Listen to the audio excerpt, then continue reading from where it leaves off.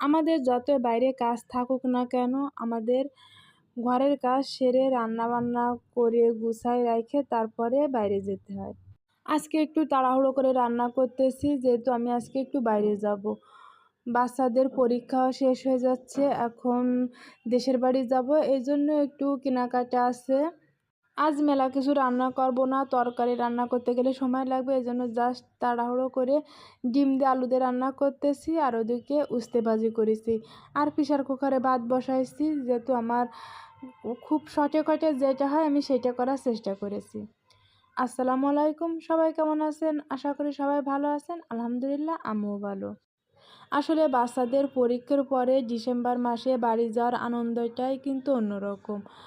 আমরা কিন্তু এই আনন্দটা পাইনি, যেহেতু আমার নানা বাড়ি খুবই কাছাকাছি, এই জন্য এই আনন্দটা আমরা পাইনি। আমার ছেলেরা খুবই আনন্দটা উপভোগ করে।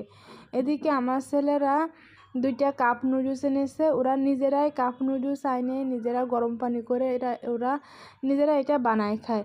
এই ভিডিওটা কিন্তু আমার ছেলেরা দুইজনেই করেছে, বলছে আম্মু তোমার ফোনটা দাও, আমরা নুডলস করেছি, এটা আমরা একটু ভিডিও করি। বলতেছে আচ্ছা ঠিক আছে করো। যাই হোক, আমার ছেলেরা নুডলসটা নিজেরাই করতে পারে, ওদের নাস্তা নিয়ে আমার আর টেনশন হয় না, যে ওদের 2টা কাপ নুডলস এনে দিলে ওরা নিজেরা এটা করে খাইতে পারে। যাই হোক, সন্ধ্যেকালে ওরা নাস্তাটা সেরে আমরা বেরোয় পড়লাম মার্কেটে। আমার কিছু কসমেটিক নেওয়া লাগবে। কসমেটিক বলতে সাজুগুজু করার ওরকম কোনো কিছু না, জাস্ট একটা লোশন আর একটা শ্যাম্পু, আর দেখা যাচ্ছে মাথার একটা কাঁকড়া। এটা রানা প্লাজার নিচতলায়। এই কসমেটিকের দোকানে এত পরিমাণ যে ভিড় হয়, দেখেন আমি কিন্তু পুরো ফাঁকা একটা কর্নারে দাঁড়ায় আছি, যে ওইদিকে কয়েকজন লোক আছে, আমি ভিড়ের মতো যেতে চাই না।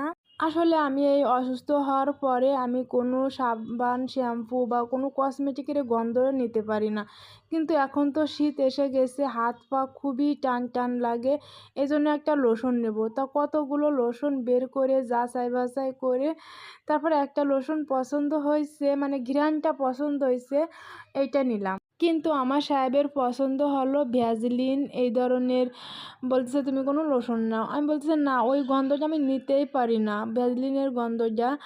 পরে এ আপুজা বলতেছে যে আপনি এই বোরো প্লাস এইটার গন্ধটা একটু শুকে দেখেন। পরে এটার গন্ধটা একটু ভালো লাগিছে, এই জন্য আমি ওইটা আঁকতে ধরে রাখিছি, আর বলতেছি যে অন্য আর কি আছে সেইগুলা দেখান। আসলে আমার সাহেব কসমেটিকের দিক থেকে খুবই সতর্ক। ও সবসময় যেন কসমেটিক কেনার সময় ডেট বা কোন কোম্পানি কি, মানে সব কিছু যাচাই বাছাই করে ও কেনে। কেননা ও আগে ইউনিলিভারও চাকরি করেছে, এই জন্য ওর ইউনিলিভারের সম্পর্কে ওর অনেক ধারণা আছে। আর ইউনিলিভারের কম বেশি অনেক কসমেটিকও পাওয়া যায়। এখানে আমার বড় ছেলেরও বলতেছি বাবা তুমি একটু ভিডিও করে দাও, আমি এটা কেনাকাটা করতেছি, যেহেতু ওরা খুবই বিরক্ত করতেছে যে আম্মু চলো চলো। ওরা কসমেটিক, ওরা তো ছেলে মানুষ, ওরা কসমেটিক তো পছন্দ করবে না, না পারে ফোন দিয়ে ওদের ভিডিও করানো শুরু করে দিছি, যেহেতু ওইটা নিয়ে ওরা ওদের মতন থাকুক। যাই হোক, সবাই ভালো থাকবেন, আল্লাহ হাফেজ।